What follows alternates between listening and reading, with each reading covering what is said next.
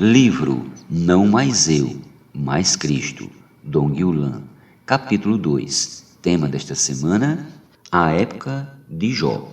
Meta de hoje, leitura das páginas 22 a 23. Terceira queda, fornicação e violência.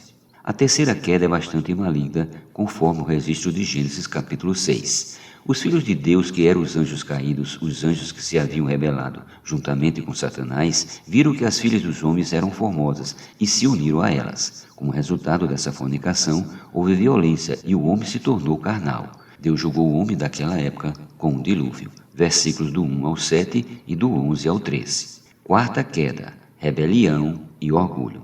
Após o dilúvio, porém, o homem continuou a cair, afastando-se ainda mais de Deus. E na última etapa da queda, o ego caído, rebelde e orgulhoso do homem, independente de Deus, manifestou-se de maneira afrontosa. Isso ocorreu em Babel, quando o homem edificou uma cidade e uma torre para fazer notório o seu próprio nome, em lugar de exaltar o nome de Deus. Gênesis capítulo 11, versículos do 1 ao 4.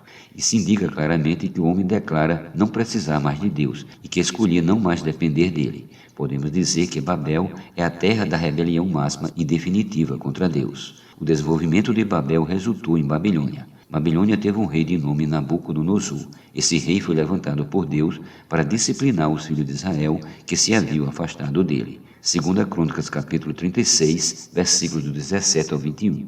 Inicialmente, Nabucodonosor reconhecia que tudo o que havia conquistado lhe fora dado por Deus e o louvava por isso. Daniel, capítulo 4, versículos do 1 ao 3. Mas um dia, passeando por seu palácio, falou o rei e disse: Não é esta a grande Babilônia que eu edifiquei para a casa real, com o meu grandioso poder e para a glória da minha majestade? Versículo 30. Nabucodonosor falava ainda essas palavras quando o julgamento dos céus veio sobre ele, e foi expulso de entre os homens, e passou a comer erva como os bois. O seu corpo foi molhado do orvalho do céu, até que lhe cresceram os cabelos como as penas da águia, e as suas unhas como as das aves. Versículos do 31 ao 33. Isso se assemelha muito ao registro de Isaías 14, que se refere a Satanás, personificado pelo rei da Babilônia. Nos versículos 13 e 14, lemos várias vezes esse rei falando na primeira pessoa. Eu farei, eu exaltarei, eu subirei. O resultado do orgulho tanto de Nabucodonosor como de Satanás é que ambos foram derrubados.